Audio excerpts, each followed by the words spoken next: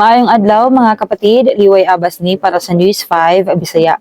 Opisyal nga gideklarar sa Sandigan Bayan 5th Division nga usa na kapugante sa balaod si former Congressman Zaldico. Sa resolusyon sa korte kaniadtong Miyerkules December 10, gisugo usab ang Department of Foreign Affairs nga kanselahon ang pasaporte niko. Gisulti sa korte nga ang pagbiya niko sa nasod samtang aduna siya'y kaso mao'y tinuyo nga paglikay sa hustisya. Wala pa siya makaplagan hangtod karon aron madakpan bisan pa sa panawagan sa National Bureau of Investigation ug Department of the Interior and Local Government nga mo-surrender siya. Giatubang niko ang mga kaso nga adunay kalabutan sa anomalya sa flood control projects sa Oriental Mindoro. Apan padayon gihapon siya nga gipangita sa mga otoridad.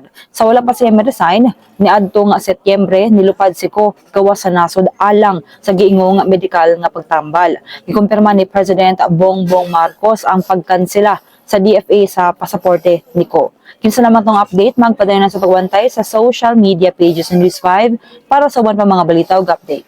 Amping tang tanan.